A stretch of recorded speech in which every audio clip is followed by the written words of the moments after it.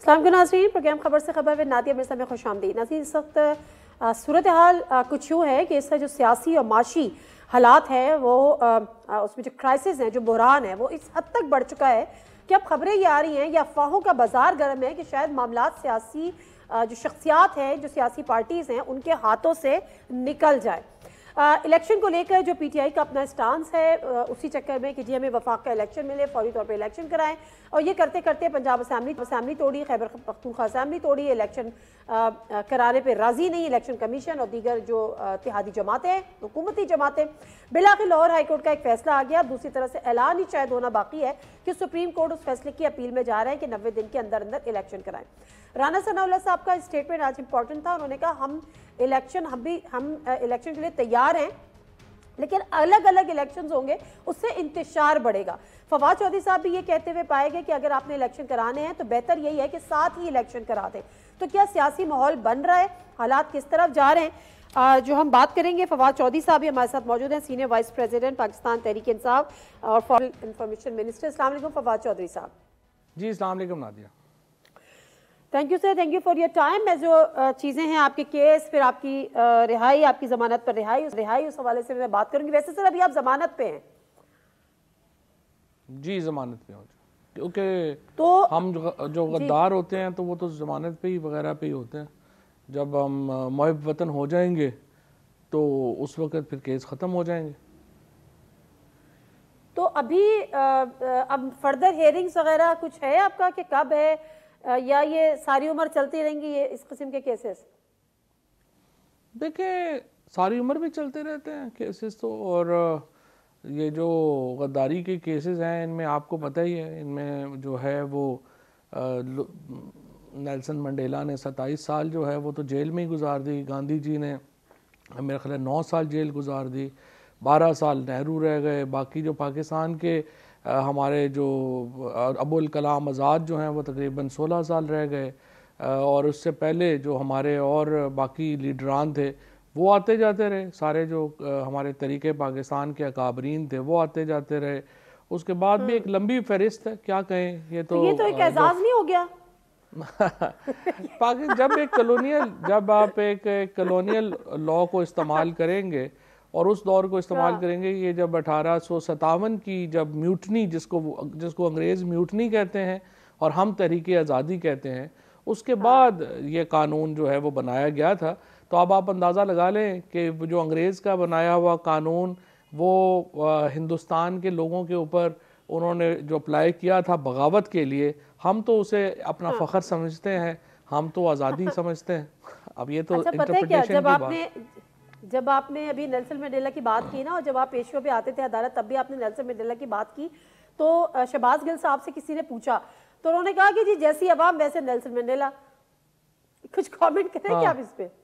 नहीं, वो शहबाज कई दफ़ा जो है ना वो फ़नी होने के चक्कर में बोंगी मार देता है। वो मेरा ख्याल है कहना कुछ और चाह रहा था, ऐसे कुछ और कह दिया। अच्छा, वैसे शहबाज गिल के साथ क्या वाकई, क्योंकि सोशल मीडिया भरा पड़ा है उन क्लिप से, आप लोगों ने दूरियां अख्तियार कर ली हैं, वो प्रेस कॉन्फ्रेंस में आपके आगे कुछ बोलना चाहते हैं, आप लोग वो प्रेस कॉन्फ्रेंस उठ के चले जाते हैं, फिर जब वो प्रेस कॉन्फ्रेंस करते हैं तो दाएं बाएं आप लोग मौजूद नहीं होते। तो मामला खराब चल रहा है उनके। शहबाज के साथ रोज़ाना इकट्ठे ही होते हैं, कोई ऐसा प्रॉब्लम नहीं है। प्रॉब्लम ये हो जाता है कि आप, जैसे आपको तो पता ही है कि आप जब भी प्रेस कॉन्फ्रेंस करते हैं पहले फॉर्मेट तय होता है कि ये बात करेंगे और ये बात करेंगे। उसके बाद एक इम्पॉर्टेंट फैसला ये होता है कि आपने सवाल लेने हैं या आपने सवाल नहीं लेने हैं। तो जैसे हाई कोर्ट में ये था कि हमने कहा कि चूँकि लीगल केस है तो हम सिर्फ बात करेंगे, सवाल नहीं लेंगे। अगर हम कंटिन्यू करते तो क्वेश्चन आना शुरू हो जाते हैं, क्योंकि लंबी, आपको पता है प्रेस कॉन्फ्रेंसेज आजकल, ये तो सिर्फ ये नून लीग वालों को तो पता नहीं है, वो घंटा डेढ़ घंटा प्रेस कॉन्फ्रेंस करते हैं, लोग सुनते ही नहीं है। जो टाइम बड़ा स्पैन बड़ा शॉर्ट है और उसी के अंदर आपने कंक्लूड करना होता है। वो मेरा ख्याल है वो असद उमर साहब का और मेरा तय था कि हम इतना ही करेंगे। वो शहबाज का को शायद पता नहीं था कि उसने बात नहीं करनी। अच्छा, ये सिर्फ एक नहीं हुआ था, एक और दफ़ा भी हुआ। फिर हमाद सरकार भी लोग क्लिप चला रहे हैं, उन्होंने भी यही किया। तो फिर वो उन्होंने शहबाज गिल साहब ने चौधरी साहब, शहबाज गिल साहब जो हैं, जब वो उन्होंने खुद एक प्रेस कॉन्फ्रेंस की, उन्होंने कहा कि टेलीविजन तो नहीं दिखाएंगे, माइक बंद हो जाएंगे, मेरी आवाज़ बंद हो जाएगी। बड़ी दिल का हाल उन्होंने क्या, बड़ी जज्बाती प्रेस कॉन्फ्रेंस की, उसमें भी कोई उनके साथ नहीं था पीटीआई का। नहीं, फ्रेंकली वो तो उन्होंने बताना था ना कि मैंने प्रेस कॉन्फ्रेंस ये करनी है, बताते तो देखिए इमरान खान की कौन सी ऐसी टॉक है मतलब जो कि शहबाज के जिक्र के बगैर मुकम्मल होती है। मेरी कौन सी ऐसी टॉक है जिसमें शहबाज के जिक्र के बगैर जो है वो बात होती है। और जो जुल्म ज्यादती का पहाड़ उसके साथ तोड़ा गया, उसकी जितनी मजम्मत की जाए कम है। और हम मतलब नीडलेस टू से, सिर्फ मैं नहीं, मैं, मेरा ख़ानदान, मेरे दोस्त, पीटीआई पार्टी सारी शहबाज के साथ खड़ी। चलिए अच्छी बात है, तो इसके आगे फिर बात खत्म हो जाती है। और ये कोई हमारा पॉलिटिकल ताल्लुक, और ये कोई पॉलिटिकल ताल्लुक भी नहीं है, it's like a family member. और जो एक खानदान एक दूसरे के लिए दर्द महसूस करता है, वैसे ही दर्द। ठीक है, मैं आगे चलती हूँ। लाहौर हाई कोर्ट का एक बड़ा फैसला तो आ गया, क्योंकि आप लोग लाहौर हाई कोर्ट गए थे, पंजाब के इंतखाबात की डेट नहीं दे रहे थे गवर्नर साहब, तो अब आपके हक में भी फैसला आ गया, आपसे मुराद पीटीआई के। दूसरी तरफ तैयारियां है कि हम सुप्रीम कोर्ट में जाके इसको चैलेंज कर देंगे या अपील कर देंगे इस फैसले के खिलाफ। आपको लगता है कि वो अपील में जाएंगे? और दूसरी बात, जो फैसला आ गया फिलहाल उसी पे रहते हैं, इलेक्शन कमीशन उस पर मनो अमल दरामद कर लेगा, करना तो चाहिए, लेकिन हमने इस्लामाबाद के बल्दियाती इंतखाबात में भी देखा था कि कहा गया कि कल इलेक्शन कराया, नहीं कराया। अच्छा, एक तो यहाँ पे ना आप जरा आज जो सबसे फनी स्टेटमेंट आई है ना, जिसके ऊपर लोगों के कह के जो है वो सुबह से ख़त्म नहीं हो रहे, वो मरियम नवाज शरीफ की स्टेटमेंट है, जो उन्होंने कहा है कि हम इलेक्शन से, और अभी आपने राना सनाउल्लाह साहब की भी ये स्टेटमेंट दिखाई है। उसके बाद अब आपकी जो इन्फॉर्मेशन है और इंट्रो है, आप इनको इन दोनों स्टेटमेंट्स के साथ मिला के पढ़ें और आप देखें कितनी फ़नी सूरत हाल है। जो नून लीग जो है, जो इस्लामाबाद में बल्दियाती इंतखाबात कराने से सूबाई इंतखाबात तक और सूबाई इंतखाबात से कौमी इंतखाबात तक भाग रही है, उसकी लीडरशिप का इतना पक्का मुंह बना के झूठ बोलना, अदाकारी के तो पूरे नंबर हैं उनके, लेकिन आप देखिए कि किस कदर ब्लैटेंट झूठ है। आपकी बात बिल्कुल सही है, मैं आपसे इत्तफाक करता हूँ, ये कभी इलेक्शन नहीं करवाएंगे। और इसलिए इलेक्शन नहीं करवाएंगे, ये तो बाहर बैठ के, ये तो बर्नस रोड के ऊपर बैठ के, कराची में जो है वो सी व्यू के ऊपर जाके, ये तो गार्डों के बगैर ये खाना नहीं खा सकते, ये खड़े नहीं हो सकते वहाँ पे, लोग इनको टमाटर मारेंगे, इन्होंने कहाँ से इलेक्शन कराने हैं। लेकिन आइन बड़ा वाज़ेह है, और आइन के अंदर जो मुद्दत दी गई है वो 90 दिन है। और जिस तरह से लाहौर हाई कोर्ट ने बड़े तफसील से ये चीज़ लिख दी है, आप एक दिन भी आगे जाते हैं तो आप आइन को सबोटाज कर रहे हैं और वायलेट कर रहे हैं, और जब आइन को सबोटाज करते हैं, वायलेट करते हैं, तो उसकी सज़ा आर्टिकल 6 में प्रोवाइडेड।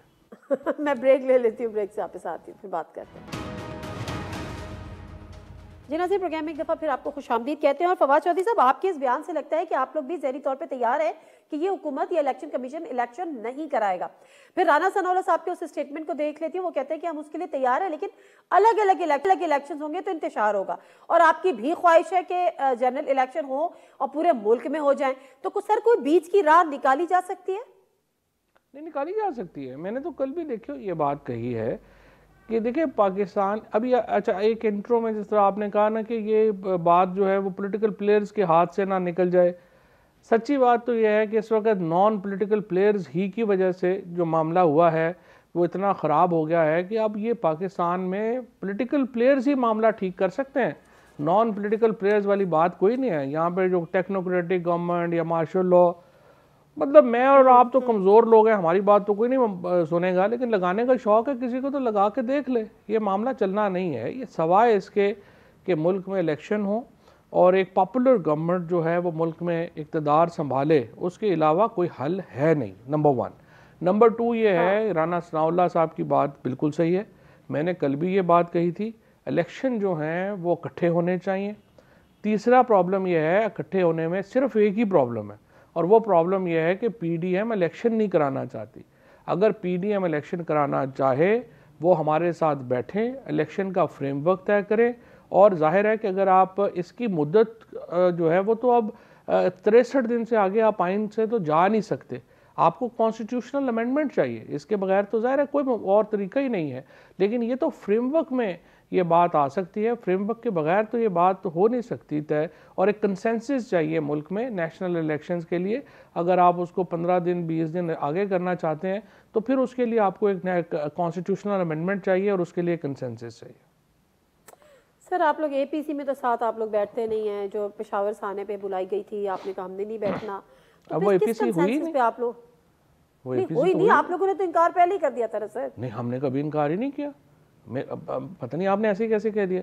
खुद मैंने ये स्टेटमेंट दी, फिर उसके बाद खान साहब ने ये स्टेटमेंट दी कि हम एपीसी का जब दावतनामा अगर आएगा हम बिल्कुल उसके ऊपर गौर करेंगे और तैयार है। बाद तो में दी हुकूमत थी, ने कैंसिल कर दी, बाद में दी थी, पहले यही हुआ था कि हम नहीं जाएंगे, बट एनीवेज नहीं, ये तो आपको ऐसे आपने अपनी तरफ से बना लिया। हमें दावतनामा ही नहीं आया तो हम आने जाने का कैसे मिलेगा इसका? मुझे कितने नंबर मिलना है कि मैं अपनी तरफ से बना लूंगी? चले, आप असद उमर साहब ने भी एक जगह पर कहा था, असद उमर साहब से मुझे याद आ गया, प्रेस कॉन्फ्रेंस हो रही थी, सहाफी ने सवाल पूछा था आप एपीसी में जाएंगे, उन्होंने कहा नहीं जाएंगे। नहीं, हमें दावतनामा ही नहीं आया था उस वक्त। सर मैं आपको मैं क्लिप भिजवा दूंगी आपको, मैं क्लिप नहीं क्लिप भिजवा दे, ठीक नहीं, आप ठीक कह रही हैं, असद उमर साहब ने कहा था, लेकिन उस वक्त तक हमें कोई दावतनामा ही नहीं आया, आखिर तक नहीं आया। फोन किया था सर परवेज खटक साहब को। ओहो, फोन तो इस तरह नहीं होता। चले खैर, आप 10 फोन मेरे वाकफ हैं, वो मुझे फोन करेंगे, मैं उन्हें, इसमें क्या हो, इस तरह तो नहीं। ठीक है। आपने बात की नॉन पॉलिटिकल प्लेयर्स की, कि नॉन पॉलिटिकल प्लेयर्स अब ये कुछ नहीं कर सकते, जो करना है पॉलिटिकल प्लेयर्स में नहीं करना है, और नॉन पॉलिटिकल प्लेयर्स की वजह से ही ये मामला यहाँ पर पहुंचे हैं। सर आप लोग ही तो वो हैं जो नॉन पॉलिटिकल प्लेयर्स को अपने साथ खिलवाते हैं, उनके साथ बिठाते हैं, उनसे मामलात हल करवाने की बात करते हैं, फिर जब नहीं होते तो फिर आप कहते हैं कि नॉन पॉलिटिकल प्लेयर्स जो हैं वो मामलात को ख़राब करते हैं। मैं कोट कर रही हूँ जावेद चौधरी साहब के उस कॉलम को, जिसमें वो कहते हैं कि जी और कल शौकत पराचा साहब के भी प्रोग्राम में उन्होंने कहा कि मार्च तक इमरान खान साहब चीफ ऑफ आर्मी स्टाफ से कह रहे थे कि जी आप इनसे कहें अपोजिशन से, उस की अपोजिशन से कि मेरे खिलाफ तहरीक एतमाद वापस ले लें, मैं असेंबली तोड़ देता हूं। फिर चीफ ऑफ आर्मी स्टाफ ने 4.5 घंटे की बैठक की अपोजिशन के साथ, वो नहीं मानी। बिलावल साहब तो गुस्सा भी हो गए कि मैं बाहर जाके बता दूंगा अगर आप हमसे जबरदस्ती करवाएंगे तो सर नॉन पॉलिटिकल प्लेयर्स को पॉलिटिकल प्लेयर्स या पॉलिटिक्स में घसीटने वाले भी तो आप लोग ही है ना? नहीं, ये बात आपकी ठीक है, बिल्कुल, इसमें कोई शुबा नहीं है, लेकिन आप मुझे बताइए कि 1951 मेरी कौन सी बात ठीक है? इमरान खान साहब ने चीफ ऑफ आर्मी स्टाफ से कहा था कि आप इनसे कहें कि तहरीक एतमाद वापस लें, मैं असेंबली तोड़ता हूं, मदद मांगी थी। नहीं, ये तो जहाँ तक मुझे याद है, ये तो चीफ साहब आए थे और उन्होंने कहा था कि इस तरह से भी हो, ये प्रपोजल भी आप कंसिडर कर लें, और हमने कहा था बिल्कुल सही है, इलेक्शन में चले जाएं, हम तो चाहते हैं लोगों को फैसला करने दें, कोई प्रॉब्लम नहीं, आप इसमें ऐसा नहीं। फिर इमरान खान ने कहा कि ठीक है आप इनसे कहें तहरीक एतमाद वापस ले, मैं असेंबली तोड़ने को तैयार नहीं, ये तजवीज़ ही यही थी एस्टैब्लिशमेंट की कि वो नो कॉन्फिडेंस मूव वापस ले लेते हैं, आप असेंबली तोड़ दें और इलेक्शन में चले जाएं, ये तजवीज़ थी और बिल्कुल सही थी। अगर ये कर लेते ये बड़ा अच्छा हो जाता, और अनफॉर्चुनेटली बिल्कुल आपने सही कहा, उन्होंने बाद में यही बताया, बिलावल का नाम उन्होंने लिया, जरदारी साहब का नाम उन्होंने लिया कि जरदारी साहब नहीं मान रहे, वो फिर बिलावल साहब वाली बात होगी, मुझे नहीं याद है, मुझे याद है कि उन्होंने कहा जरदारी साहब नहीं मान रहे, बट एनीवेज वो तो बायगॉन्स और बायगॉन्स। प्रॉब्लम ये है नादिया कि असूली तौर के ऊपर तो आपकी बात बिल्कुल सही है कि ये नहीं होना चाहिए, बट मसला ये है कि यहाँ पे इस्टेब्लिशमेंट का जो रोल है वो आइन से इतना बड़ा हुआ है और बाकी इदारे जो हैं वो इस कदर स्क्वीज्ड है, इस कदर उनको जो है वो पुश बैक किया जा चुका हुआ है कि इफेक्टिव रोल है ही इस्टेब्लिशमेंट का। सो इसलिए जब भी आपने कोई इस तरह का काम करना होता है और इस्टेब्लिशमेंट उसमें राज़ी नहीं होती, जिस तरह उस दिन सोहेल वड़ाई साहब ने बड़ी इंटरेस्टिंग उनका तजिया था, and I actually tend to agree with him. उन्होंने कहा कि पाकिस्तान में दो चीज़ें इक़्तिदार में या सियासत जो है वो फैसला करती है, एक तो ये कि आपकी आवाम में आप पॉपुलर कितने हैं, और दूसरा ये कि इस्टेब्लिशमेंट को आप काबिल कबूल कितने हैं। अब पाकिस्तान की अगर ये पॉलिटिकल सिचुएशन है जो सोहेल वड़ाई साहब ने जिस तरह से कहा और रीड किया और जो दुरुस्त तौर के ऊपर किया, फिर आप मुझे बताइए ये जो आइडियलिस्टिक अप्रोच जो आप ले रही हैं, होना तो यही चाहिए कि इस्टेब्लिशमेंट से किसी को बात ही नहीं करनी चाहिए, आपस में बैठ के बात करें, तय करें, बट फ्रेंकली आप पॉलिटिकल पार्टी आपस में सब कुछ तय कर लें और इस्टेब्लिशमेंट उससे एग्री ना हो, वो एग्जीक्यूट ही नहीं हो सकता। सो अनफॉर्चुनेटली जब तक एस्टैब्लिशमेंट खुद ये अगेन मेरे और आपके कहने पे एस्टैब्लिशमेंट ने ये फैसला नहीं करना, उन्होंने खुद बैठ के ये सोचना है कि क्या हमारा ये जो इतना उन्होंने मेरे और आपके कहने पे भी नहीं करना, उन्होंने खुद बैठ के भी नहीं सोचना, लेकिन मैं क्या फवाद चौधरी साहब जैसे शख्स से ये उम्मीद रखूं कि अगर आपकी हुकूमत आ जाती है और आपकी हुकूमत 2/3 अक्सरियत से आ जाती है, जिस तरह खास आप कहते हैं, तो फिर आप लोग उनको आइन के दायरे में उनको फिक्स बैक करेंगे कि जी ये आपका काम है और अब आपने यही करना है। ऐसी कोई चीज आपकी हुकूमत से तवक्को रखी जा सकती है? नहीं, कोई तवक्को इस तरह की नहीं रखी जा सकती। उसकी वजह ये कि प्रैक्टिकल सिचुएशन ये है कि फ्रैंकली आप एस्टैब्लिशमेंट जो है वो बड़ी ताकतवर है। जब तक वो खुद जब तक वो खुद अपना एनालिसिस नहीं करते एंड दे डोंट रियलाइज कि उनके बहुत बड़े हुए रोल से उनको भी बड़ा नुकसान हो रहा है और मुल्क को भी बड़ा नुकसान हो रहा है, उस वक्त तक मैं आप या पॉलिटिकल पार्टीज कुछ नहीं कर सकती। और हर जगह के ऊपर आप देखिए ना, अगर आपके मेडिकल टेस्ट जो हैं वो भी एस्टैब्लिशमेंट की मर्जी से बनते हैं, लेबॉर्ट्री के अंदर आपके ब्लड का नमूने चेंज हो जाते हैं, आपके ऊपर जो है अगर जो शराब के केसेस हैं वो 4 दिन के बाद आपका ब्लड सैंपल चेंज हो जाता है, आपके प्लेटलेट्स के सैंपल चेंज हो जाते हैं। ये तो छोटे छोटे मसाले हैं, बड़ी बड़ी मसाले इससे भी ज़्यादा है। सो ये अनफॉर्चुनेटली देखिए ये उन्होंने खुद सोचना है। एंड लेट्स होप कि जो हमारी जो लीडरशिप है, एस्टैब्लिशमेंट की जो लीडरशिप है, वो इतनी विजनरी हो कि वो इन मामलात के ऊपर बैठे गौर करे, क्योंकि उसके बगैर सोल्यूशन पाकिस्तान का लॉन्ग टर्म में नहीं। 75 साल में जो मुल्क हमारे साथ आज़ाद हुए थे वो कहाँ हैं और हम कहाँ हैं। दिस इज़ मुझे आपको और सारे लोगों को सोचना चाहिए। वैसे आपकी बातों से लग रहा है कि ताल्लुकात अभी भी ख़राब है, बर्फ़ अभी भी नहीं पिघली। अगर कहीं ना कहीं पिघली होती तो शायद फवाद चौधरी साहब के लहजा भी थोड़ा सा तब्दील होता। तो मैं ब्रेक ले लेती हूँ। नहीं, बर्फ़ पिघलने की बात नहीं है। मैं तो बहुत हामी हूँ कि बर्फ़ पिघलनी चाहिए, ताल्लुकात हमारे बेहतर होने चाहिए, क्योंकि उसकी वजह यह है इदारों के बगैर कई दफा इसका इज़हार कर चुके हैं, खुल के इज़हार कर चुके हैं, लेकिन क्योंकि मुल्क ही नहीं चलता। ये देखिए ना, आप एक कॉन्टिन्यूस एंगर में तो नहीं रह सकते। प्रॉब्लम यह है कि आप पॉपुलर लीडरशिप के साथ अगर आप गुस्से में रहेंगे आप नहीं चल सकेंगे, पॉपुलर लीडरशिप आपके साथ गुस्से में रहेगी वो नहीं चल सकेगी।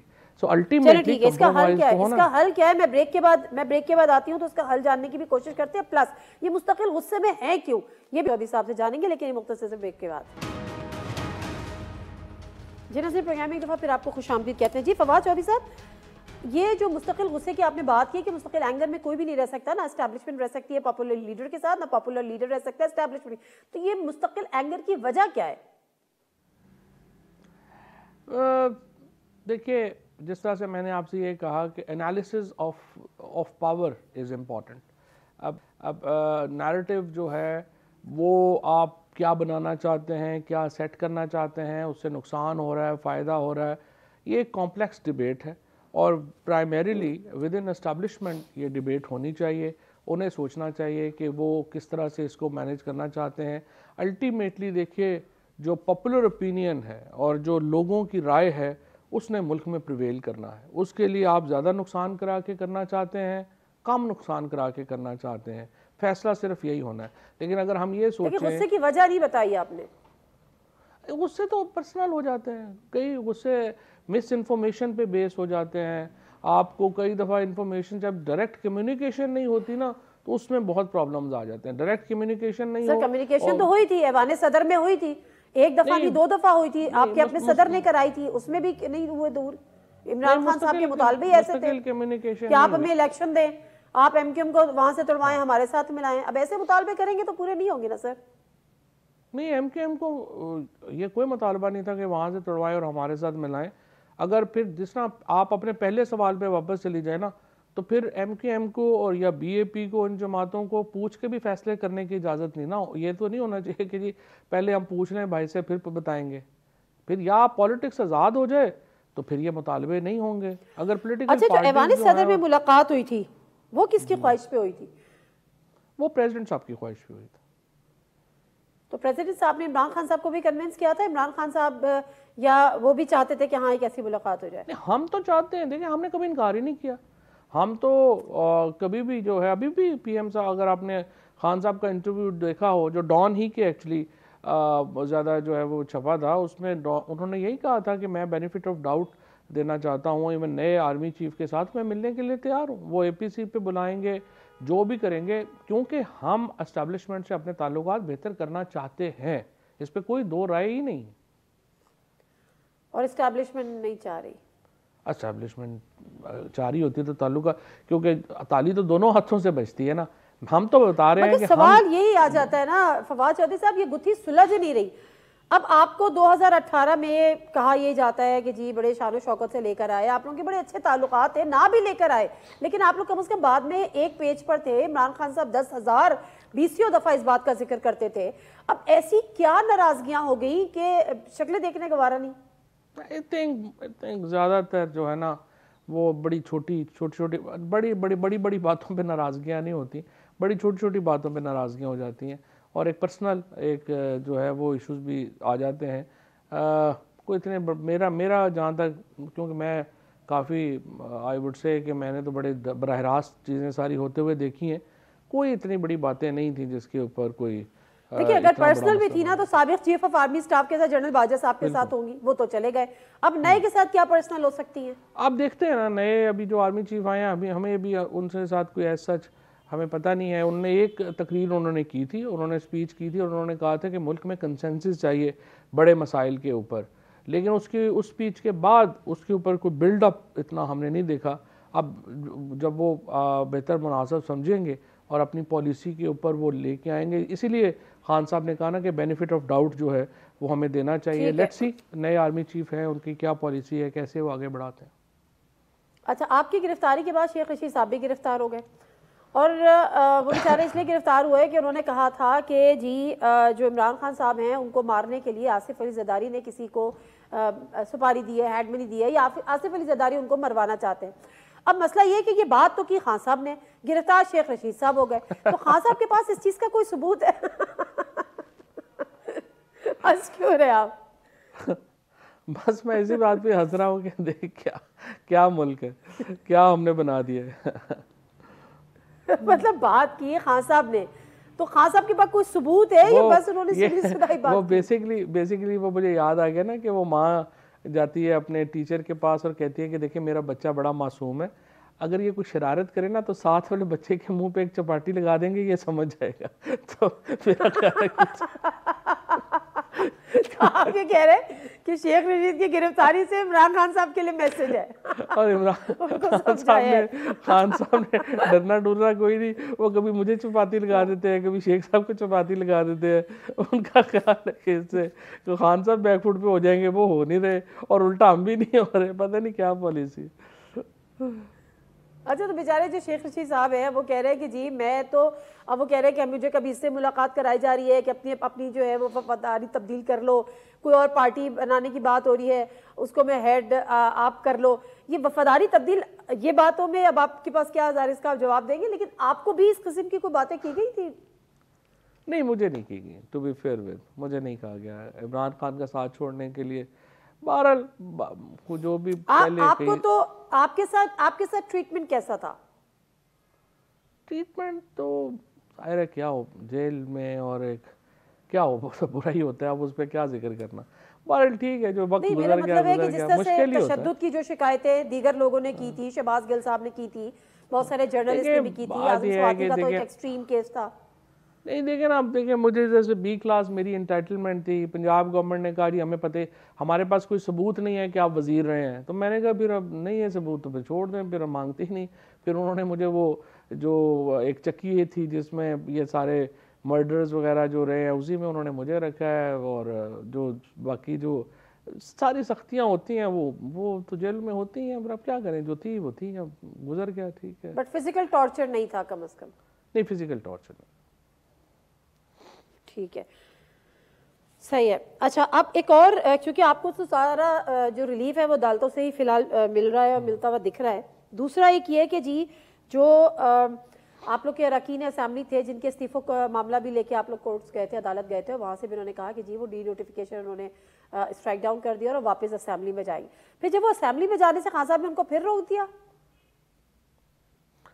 नहीं, असेंबलियों में जाने का तो हम कर रहे हैं, वो तो पटिशन जो है वो चलेगी। देखो बड़ी सिंपल बात है, हमने रेजिग्नेशन, इज्तमाही रेजिग्नेशन दिए थे और उसका एक नैरेटिव था, एक बयानिया था, एक मकसद था जिसके लिए हमने दिए थे, और वो इस्तीफे कासिम सूरी ने एक्सेप्ट कर लिए थे। अब अगर आप कह रहे हैं कि कासिम सूरी की एक्सेप्टेंस जो है वो सही नहीं थी और उसके बाद ये स्पीकर साहब जो हैं इन्होंने वो प्रोसेस इख्तियार नहीं किया, तो फिर हमें आप MNA माने। आप हमें MNA भी नहीं मान रहे, आप वो हमारे इस्तीफे भी आपने नहीं मंजूर किए। और ये जो बाई पार्टीजन अगर आप कर रहे हैं तो हमने इसके लिए तो दिए ही नहीं थे इस्तीफे।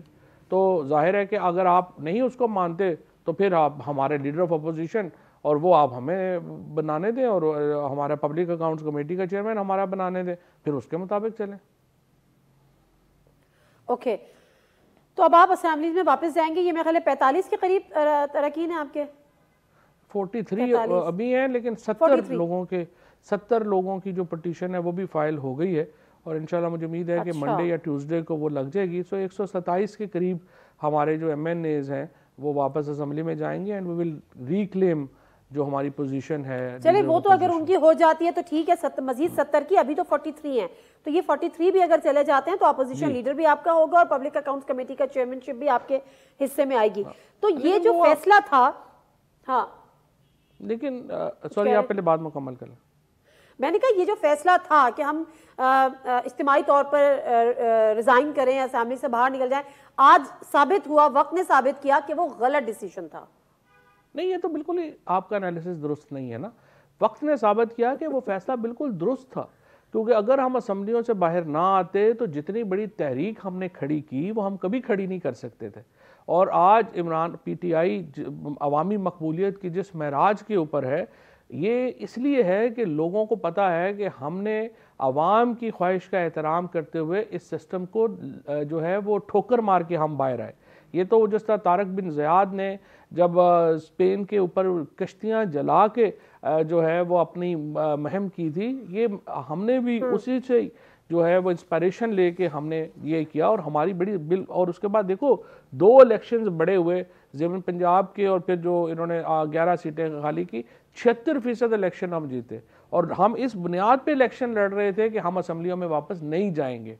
और अब आके उसके बाद जब हमने दोनों असम्बलियाँ तोड़ दी और लोगों को इस वक्त यकीन है कि हम इस सिस्टम का हिस्सा नहीं बनने जा रहे, तो हम अब सिर्फ ये कर रहे हैं कि हम अपनी जो पोजीशन है as a leader of opposition उसको रिक्लेम करने के लिए, और चूंकि हमारे इस्तीफे इन्होंने इज्तिमाई कबूल नहीं किए और जिस तरह मैंने आपको बताया कि हम एक पर्पज़ के लिए इस्तीफे दिए थे और उसके लिए हम वापस जा रहे हैं पार्लियामेंट के अंदर और इंशाल्लाह ये हुकूमत जो है इसको हम घर भेजना चाहेंगे। अच्छा, तो ये बताएं कि जब बल्कि मैं एक ब्रेक चौधरी साहब लूँगी, ब्रेक से वापस आऊँगी, सवाल छोड़े जाती हूँ। अगर असेंबली में वापस चले जाएंगे तो अपोजिशन लीडर के नाम के लिए कोई सोचा है कि किसको अपोजिशन लीडर बनाएंगे और पब्लिक अकाउंट्स कमेटी का चेयरमैनशिप किसके हिस्से में आएगी? ब्रेक ले लेती हूँ, ब्रेक से वापस आती हूँ तो आपको जवाब देने की कोशिश करूँ। जी नाज़रीन, प्रोग्राम में एक दफ़ा फिर आपको खुशामदीद कहते हैं और थोड़ी सी इकॉनमी पे भी बात करूँगी। फवाद चौधरी साहब से IMF का प्रोग्राम एंड एवरीथिंग। आज मरीम साहबा भी इस हवाले से कह रही थी कि इमरान खान साहब को भेजते और इमरान खान साहब से कहते कि IMF के लोगों से मुज़ाकरात करें क्योंकि आपने जो पट्टा बिठाया था अब हम उसकी जिम्मेदारी लेने को तैयार नहीं है। बट एनीवे इसकी बाद में बात करती हूँ। फवाद चौधरी साहब, अपोजिशन लीडर के लिए कोई नाम सोचा है, कोई इत्तेफाक राय हुआ है? और अगर जिस तरह से असेंबली में चले जाते हैं, क्योंकि अब तो स्पीकर कौमी असेंबली को कोर्ट का लेटर भी मिल गया है। जी बिल्कुल, हमने नाम सोचा हुआ। इमरान खान साहब उसका जो है वो उसकी मंजूरी जो है वो दे चुके हैं और वो फिर इंशाल्लाह ताला जो ये प्रोसेस मुकम्मल होता है तो उसके बाद इमरान खान जो है वो इसको अनाउंस करेंगे। नाम अभी बताएंगे नहीं आप? अभी नहीं बता रहे बिकॉज ज़रा पहले प्रोसेस तो मुकम्मल हो जाए, पहले इन्होंने डरा दिया। उसका फर्स्ट अल्फाबेट बता दें। नाम का फर्स्ट नहीं, सब्र ही कर लें। अच्छा, और पब्लिक अकाउंट्स कमेटी का भी नहीं? जी, वो दोनों इकट्ठे इंशाल्लाह अनाउंस करेंगे, इकट्ठे अनाउंस। ठीक है, अच्छा चलें अब ज़रा पाकिस्तान की इकोनॉमिक सिचुएशन पर आ जाते हैं, क्योंकि इससे जो हमारा सर्वाइवल है वो टोटली डिपेंडेंट हैं हम IMF की किस्त पर। और IMF का जो वफ्द था वो वापस चला गया था। सारदार साहब कहते हैं वो इमरान खान से बड़े इम्प्रेस्ड है ना, इंस्पायर्ड बाय इमरान खान। कहते हैं घबराना नहीं है, तो इमरान खान साहब भी घबराने नहीं देते थे और सारदार साहब भी घबराने नहीं दे रहे, लेकिन घबराएं। देखिए, पाकिस्तान की मईशत की तो कमर तोड़ दी है इन्होंने, और स्पेशली जो 15-20 हज़ार रुपये महीना आने से लेके कुछ 1.5-2 लाख रुपए महीना कमाने वाले लोग हैं, मैं समझता हूँ कि वो तो खून के आंसू रो रहे हैं।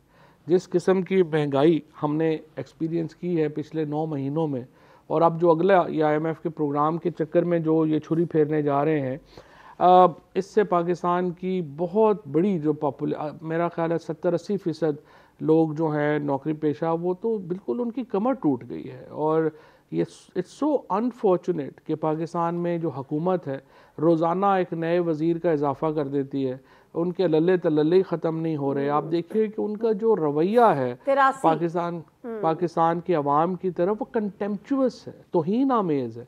आप तुर्की में ज़लज़ला आता है, आप 66 लोगों का वफद तश्कील दे देते हैं, वो अगले ही आपको कह देते हैं आप नहीं आए। आप बाहर के दौरों के ऊपर जाते हैं, बिलावल भुट्टो तकरीबन 23 दौरे कर चुके हैं, और हर जगह के ऊपर जो है वो कम से कम 1500, 2,500 हज़ार डॉलर नाइट के स्वीट में जो हैं वो उन्होंने क़याम किया है। उनका जो शहबाज शरीफ के दौरे आप देखिए, चाइना एक दिन के लिए गए, 46 लोग साथ गए। ये तुर्की गए, उस वक्त 64 लोग के मेरे ख्याल जो है इनके साथ चले गए। सो इन्होंने बिल्कुल, इनका ये तौहीन आमेज़ रवैया है इनका लोगों की तरफ। और पाकिस्तान के जो अवाम है, इसीलिए मैंने आपसे पहले कहा था ये इलेक्शन में इसलिए नहीं जा सकते कि ये तो किसी पब्लिक मुकाम पे बैठ के खाना नहीं खा सकते, लोग इनको अंडे टमाटर मारेंगे, और उसकी वजह से ये पाकिस्तान का बहरान बढ़ता जा रहा है। अच्छा, ये इलेक्शन में नहीं जा सकते, नवाज शरीफ वापस नहीं आ सकते, मामला क्या बढ़ेगा? नवाज शरीफ साहब वापस क्यों नहीं आ रहे? इनकी तो अपनी हुकूमत है। देखिए, नवाज शरीफ जो हैं वो मेरा ख्याल है इसलिए वापस नहीं आ रहे कि वो जब तक उनको उनके केसेस के ऊपर गारंटी वो चाहते हैं कि गारंटी मिले तो फिर मैं वापस आऊँगा, और पहले मेरे आने से पहले मुकदमे ख़त्म हो जाने चाहिए, जैसे पिछली दफ़ा वो आए थे। आपको याद होगा, क्योंकि आप तो एक बहुत तवील अरसे से सहाफ़त कर रही हैं, कि जब परवेज़ मुशर्रफ साहब के दौर में जब नवाज शरीफ वापस आए थे, उनके आने से पहले मुकदमे ख़त्म कर दिए गए थे। अब ये इस किस्म की एक स्कीम जो है वो बनाना चाहते हैं, लेकिन इस वक्त सुप्रीम कोर्ट के फैसले हैं कि आपने आके अरेस्ट देनी है, उसके बाद बेल अप्लाई करनी है, और ये वहाँ पे अभी तक ये अरेस्ट देने को तैयार नहीं है, और उसकी वजह से मुझे लगता है कि उन्होंने अपने आने का प्रोग्राम जो है वो कैंसिल कर दिया। अच्छा, चूंकि IMF की जो मैंने आपसे बात की, तो मरीम नवाज साहिबा ने IMF के हवाले से भी एक बात आज की कि जी उन्हीं को बुलाते, लेकिन छोड़े, मैं उसको नहीं चलवाती। लेकिन जो गवर्नेंस के हवाले से जो कहते हैं ना कि जी इमरान खान आप अपने दौरे हुकूमत की तारीफ करती हैं, वो करते हैं, वो अपने दौरे हुकूमत की तारीफ करती है। क्लिप चला आज मरीम नवाज साहिबा ने बात की, चौधरी साहब सुनिएगा, इस पर आपके कमेंट चाहूंगी। मवाजना 2022 का 2023 से नहीं होगा, मवाजना होगा तो शहबाज शरीफ के पंजाब में 10 साल और इमरान खान के KPK में 10 साल का मुआवजना होगा। KPK आज भी 2023 के अंदर खंडरात का मंजर पेश करता है। वजह क्या है? क्योंकि वहां 10 साल से नवाज शरीफ नहीं था। और अगर मवाजना होगा तो नवाज शरीफ के 4 साल 2013 से 2017 तक, और उस नालायकी और नाअहली के 2018 से 2022 का मवाजना होगा। नवाज शरीफ साहब को चाहिए था IMF के साथ निगोशिएट न करते, इसहाक डार साहब को चाहिए था IMF के साथ निगोशिएट न करते। जो IMF के हाथों इस मुल्क को गिरवी रख कर गया, जो अवाम की तबाही का IMF का मुआयदा करके आराम से जाके जमान पाक में छुप कर बैठा, उसको लाते, उसको कहते IMF से मुज़ाकरात करो। उसको बिठाते ना जरा IMF के सामने और कहते जरा IMF को भी बताओ और इस कौम को भी बताओ कि IMF के हाथों मुल्क कैसे गिरवी रखा, क्या शराइत तय की कि आज भी मईशत संभलने में नहीं आ रही, और लोगों को बताओ कि तुम्हारी 4 साल की नाअहली की वजह से आज कौम को ये दिन देखना पड़ रहा है। खुद तो आराम से जाके जमान पाक के बंकर में बैठ गया, आवाम के चूल्हे बुझ गए। बहुत चार्जशीट की है इमरान खान साहब को मरीम नवाज साहिबा ने। चौधरी साहब, देखिए, पहली बात तो ये कि मरीम नवाज जो सारी बातें कह रही हैं, इसका बड़ा आसान हाल था। वो हाल ये था कि वो इमरान खान को हुकूमत में रहने देती, और ये जो साजिश की थी इन्होंने मिल के एस्टैब्लिशमेंट के साथ, ये साजिश ना करते और इमरान खान आज हुकूमत में होते और हम IMF से डील करते। और इस मुल्क में जो इससे पहले जो सबसे ज़्यादा IMF प्रोग्राम हैं वो PMLN ने किए हैं, और पाकिस्तान के जो कर्ज़ा था, जब मुशर्रफ साहब का दौर ख़त्म हुआ तो पाकिस्तान का जो कर्ज़ा था वो तकरीबन जो था वो 6 बिलियन के ऊपर था, जो बाद में बढ़ के मेरे ख्याल तकरीबन 26 बिलियन पे चला गया। और मतलब आप देखिए कि इतना बड़ा इजाफा जो हुआ कर्ज़ों में, वो तो आपके सामने है। 2008 से लेके फिर 2018 तक का जो 10 साल है और 1988 से लेके 1999 तक के जो 20 साल हैं, ये जो सारा अरसा जिसमें पीपल्स पार्टी और नून लीग के इक़्तिदार में रही है, तो पाकिस्तान के बदतरीन एराज में इनका जो है वो शुमार है और उसकी वजह से पाकिस्तान के हालात हैं। और मरीम नवाज़ ने जिस तरह से चबा चबा के और ऐसी एक्टिंग करके बातें की हैं, आप इमरान खान के ख़िलाफ़ नो कॉन्फिडेंस ना लाते, आज हम IMF से डील कर रहे होते और हम IMF से बहुत बेहतर डील कर रहे थे और हम IMF से कहीं बेहतर डील करते, क्योंकि जब इमरान खान की हुकूमत गई है पाकिस्तान 6% के ऊपर तरक्की कर रहा था। 5.5 मिलियन यानी 55 लाख नौकरियां पाकिस्तान में पैदा हुई थी। हमारी जो लार्ज स्केल मैन्युफैक्चरिंग है वो 10% के ऊपर ग्रो कर रही थी। हमारा जो फी का आमदनी है उसमें मुसलसल इजाफा हो रहा था। ओवरसीज पाकिस्तान को बहुत सपोर्ट कर रहे थे। ये तो जब ये आए हैं, ये जो नहुसत पाकिस्तान के ऊपर मुसल्लत हुई 9 महीनों में कि विद इन 9 मंथ्स पाकिस्तान एक रोरिंग इकॉनमी से आप देखिए कि बिल्कुल डिफ़ॉल्ट के दहाने पे पहुंच गया और उसके ऊपर इनको कोई शर्म हया ही नहीं है। तो आप इसके ऊपर क्या बात कीजिए। वन लाइनर चाहूंगी, मेरे पास टाइम थोड़ा सा शॉर्ट है, बल्कि ख़त्म ही हो गया है। से भी बताएं, जेल भरो तहरीक कब से शुरू कर रहे हैं और खान साहब भी इसमें गिरफ्तारी देंगे और जो जमानतों की दरख्वास्तें हैं वो भी वापस लेंगे, जमानतें कैंसिल कराएंगे? बिल्कुल जाहिर है, हम जो जेल भरो तहरीक है वो इंशाअल्लाह ताला इस वक्त जो है वो हज़ारों लोग जेल भरो तहरीक में खुद को रजिस्टर करा चुके हैं। ये हम इंतज़ार कर रहे हैं इलेक्शन कमीशन के शेड्यूल का। अगर वो शेड्यूल नहीं देते, अगर इलेक्शन को डिले करने की कोशिश की जाती है तो फिर देखिए आइन को बहाली की तहरीक चलानी पड़ेगी। खान साहब गिरफ्तारी देंगे? बिल्कुल, खान साहब गिरफ्तारी देंगे। खान साहब की गिरफ्तारी के बगैर, लीडरशिप की गिरफ्तारी के बगैर तो जाहिर है कि तहरीक नहीं चल सकती। ये मतलब तहरीक शुरुआत ही वहीं से होगा। तो जो जमानतों की दरख्वास्तें हैं वो जी वो भी कैंसिल कराएंगे पहले? बिल्कुल, वो भी कैंसिल कराएंगे। इजाज चौधरी साहब जो हैं वो अब इसके फोकल पर्सन हैं, उन्होंने एक पूरा इसके ऊपर डिटेल्ड काम जो है वो किया है। वो भी इंशाल्लाह हम आपके सामने ले आएंगे कि कब, कहाँ, क्या, कैसे होगा। चलें, ठीक है। Thank you very much Fawad Chaudhry साहब, आपका बहुत बहुत शुक्रिया। गुफ्तगू कर रहे थे फवाद चौधरी साहब ने और जेल भरो तहरीक के हवाले से कहा था कि इमरान खान साहब जमानतें भी अपनी कैंसिल कराएंगे और सबसे पहले गिरफ्तारी भी देंगे, लेकिन ये सब उस वक्त होगा जब डेट अनाउंस होगी। तो फिलहाल दीजिए नादिर मिर्जा को इजाज़त। अल्लाह हाफ़िज़।